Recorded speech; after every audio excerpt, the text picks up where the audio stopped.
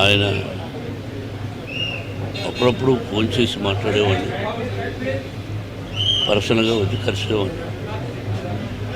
కలిసినప్పుడల్లా ఎన్నో మంచి విషయాలు చెప్పి ఎలా ఉండాలి ఏమిటి సొసైటీ, నేను ప్రజల మనిషిని, ప్రజల కోసమే బతుకుతున్నాను, ప్రజల కష్ట సుఖాలు తెలుసుకొని నా వంతు నేనేం చేయగలను అని ఎప్పుడు చెప్తుండేవారు. నేను ఎప్పుడు కలిసినా దాదాపు 2 గంటల వరకు నన్ను కదలించేవారు కదా ఆయన. రండి, నేను ఎప్పుడైనా చనిపోతే నా సమాధి ఉంది చూతురు అనేవారు.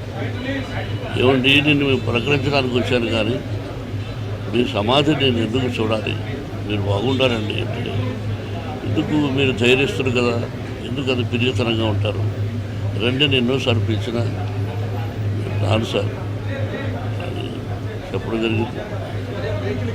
ఆయన లోటు మా కుటుంబానికి కాదు, యావత్ ప్రపంచానికి తీరని లోటు.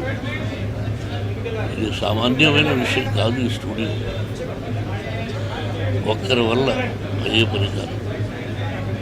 ఒక్కరిది ఓన్లీ వన్ మ్యాన్ ప్రపంచంలో చాలా గొప్ప వ్యక్తిగా పేరు సంపాదించారు.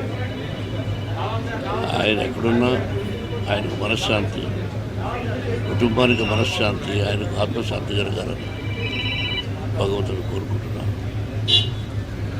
గ్రేట్ మ్యాన్, పత్రికా రంగంలో రారాజు, అలాగే స్టూడియో అధినేతగా కూడా రారాజు.